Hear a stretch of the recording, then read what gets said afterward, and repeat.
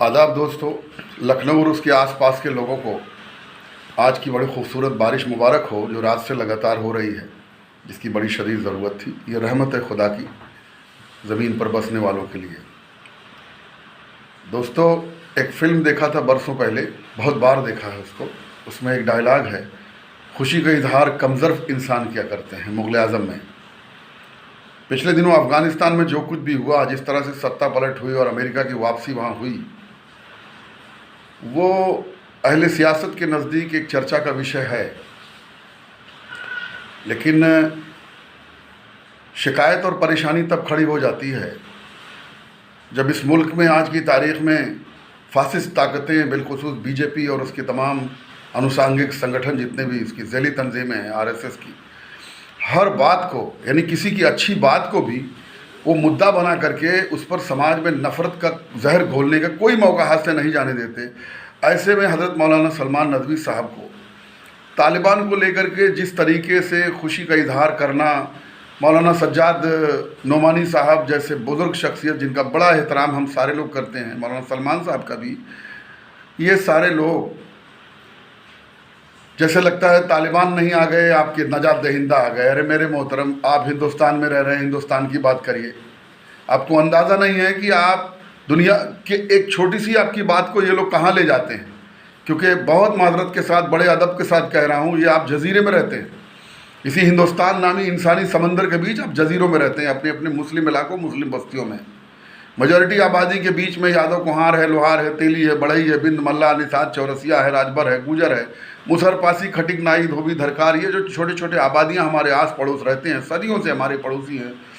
आज की डेट में भारतीय जनता पार्टी इनके दिमागों में किस कदर आपके एक एक लफ्ज़ को पकड़ के जहर भर रही है, इसको सोचने की ज़रूरत है। और वो भी उस वक्त जब उत्तर प्रदेश जैसे दुनिया के 5वें मुल्क के में चुनाव होने जा रहा है। इंडिया का सबसे बड़ा स्टेट जो दुनिया का 5वां या 6ठा मुल्क कहा जाता है, इसका इलेक्शन हो रहा है। इसमें एक फासिस्ट ताकत हुकूमत कर रही है, किस तरीके से इंसानों का जीना मुश्किल कर दिया।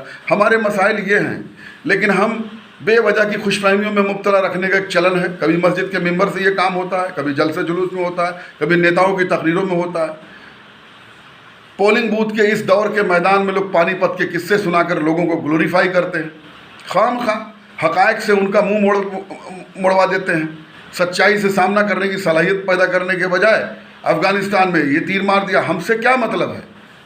हमारा एक ईमानी रिश्ता ज़रूर है, हमें खुशी भी है, सबको मालूम है, लेकिन क्या ज़रूरी है कि उस खुशी का इजहार करके भाजपा को मौका दे कि हमारे पड़ोसी गैर मुस्लिम भाइयों को उनको चिढ़ाने का मौका मिल जाए। जब आप इस तरह की बातें करते हैं, तालिबान के समर्थन में खुल करके हम बयानबाजी करते हैं, तो भारतीय जनता पार्टी इन एक एक इशूज़ को मुद्दा बना करके टेलीविज़न पर बहस बना के हमारे पड़ोसी को बेवजह दिल में जहर भरती है। क्या हम अपनी इस खुशी का इजहार, जो वहाँ जालिम का मुंह काला हुआ अमेरिका से, उस खुशी का इजहार कुछ दिनों के लिए सब्र के साथ बर्दाश्त नहीं कर सकते? और देखा जाए तो हमारा क्या है उसके अंदर, सिवाय ये कि हमारे ईमानी भाई हैं बस, बाकी हमारे हालात पे कोई असर नहीं पड़ने वाला। हमें तो उससे बुरे हाल में ज़िंदगी गुजार रहे हैं। जो अमेरिका बम गिरा रहा था, वहाँ कम से कम खुल के अपना बचाव करने का मौका मिल रहा था। आज आरएसएस के पंटर, उनके गुंडे हर गली में 5 की तादाद में घूम रहे हैं, घुमा गमछा डाले और किसी को पीट के मार दे रहे हैं, जय श्री राम को। और हम दिफा भी नहीं कर सकते, दिफा करेंगे तो देशद्रोही। हम इस पर फिक्र करनी चाहिए, इस पर गौर करना चाहिए, इस पर चिंतन, इसकी कोई हल तलाश करना चाहिए। हम अफगानिस्तान में और बोस्निया में और चचनिया में और उज़्बेकिस्तान में खुश हो रहे हैं झूठ मूठ में, वो मुंह भी नहीं लगाते हमको। हम हिंदुस्तान के लोग हैं, भारतीय हैं। जो बाहर से आए थे वो भी यहीं शादी ब्याह करके यहीं के होके रह गए सदियों से, और यही होता रहा है। इस सच्चाई से हम मुंह नहीं मोड़ सकते। हिंदू हमारा पड़ोसी है, क़यामत तक रहेगा। हम उस ज़िले के हैं जिस ज़िले का नाम आजमगढ़ है, और हमारे बड़े बुज़ुर्ग जिनके शख्सियत हमें बड़े ही तक़वियत देती है, हज़रत अल्लामा शिबली नोमानी साहब कहा करते थे 1904-5 में। खुतबात शिबली में मैं याद दिला दूँ अपने इन हज़रत को, जिनका मैं वाकई बहुत एहतराम करता हूँ, लेकिन इनके मुंह से ऐसे अल्फाज जो समाज में माइनस चर्चा का विषय बन जाए, दुख होता है। शिबली साहब कहते थे कि बड़े सगीर हिंद के मुसलमानों, अगर तुमने हिंदू से बिगाड़ कर लिया तो तुम इस्लाम और मुसलमान दोनों का नुकसान करोगे। क्यों? क्योंकि हिंदू ही वाहिद वो कौम है पूरी दुनिया में जो तुम्हारी मस्जिदों मज़ारों तक अपने बच्चों के लिए, तुम्हारी फूंक में ताकत समझकर अपने बच्चों के लिए दुआ कराने आई। तुम उसे अंदर नहीं बुला सके। आज जो कुछ भी हो रहा है उन गलतियों का खामियाजा है। हम पे इस पर रोशनी डालनी चाहिए, ना कि तालिबान पर चर्चा करके लोगों को गर्म करें। मौलाना सज्जाद नोमानी साहब जैसे जिम्मेदार आदमी, हम आपका इस्तकबाल करते हैं, आइए साहब वेलकम नजात दहिंदा बन के, उनके ताल्लुक़ से ये बात कहें हमें खुद शर्म आती है, क्योंकि जिनका एहतराम किया जाता है उनके ताल्लुक़ से इस तरह के। लेकिन हो गई चूक उनसे भी। ये हम अपना मिजाज कब बदलेंगे? पूरी दुनिया में डेमोक्रेसी हावी है, इसको इसी के रास्ते घुस करके आप इसमें स्पेस बना सकते हैं। ये जो सुल्तानी दिमागों में लोगों में बसी हुई बादशाहतें, इसको निकालें, क्योंकि आपके इदारों में तो कोई जमहूरियत का नफाज है नहीं, जो इस्लाम की देन थी। मेरे सख्त अल्फाज के लिए मैं बड़ी अदब से माजरत चाहता हूँ तमाम सुनने वालों को भी, हमारे इन हजरात को भी। खुदा रहा मेरे दिलों में, हम जैसे लोगों के दिलों में आपका बड़ा एहतराम है। जब आपकी पगड़ी पर कोई उंगली रखता है या आपकी बातों को कोई उछालता है, बेपनाह दुख होता है।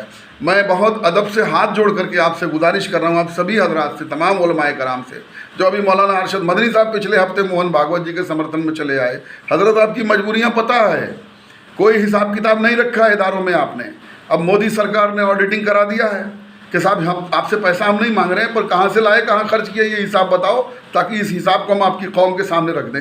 उसका जवाब नहीं बन पड़ रहा है, तो कहीं रात के अंधेरे में उनके घर मिलने जाते हैं भागवत जी के, कहीं भागवत जी इस वक्त बड़े सुधरे हुए नज़र आ गए हैं और इंसानियत के दोस्त हो गए, मुसलमानों के दोस्त हो गए।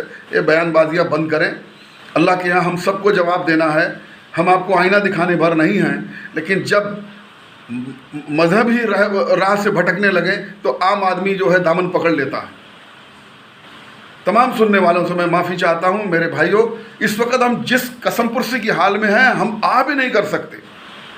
रास्ते में एक अभी एक्सीडेंट हो जाए और बूढ़ हमारे जैसा 50-55 साल का आदमी भी और कोई 60-70 साल का आदमी भी, उस बुज़ुर्ग जो चोट लगी हुई औरत को अगर हम अस्पताल उठा के पहुंचा दें और 5 जो है भगवा गमछा डाल करके आके हमें लब जिहाद का वो ताना दे करके पीटने लगे, तो हमारे बहुत जिगरी हिंदू दोस्त भी हमें बचा नहीं सकेंगे। ये माहौल हो चुका।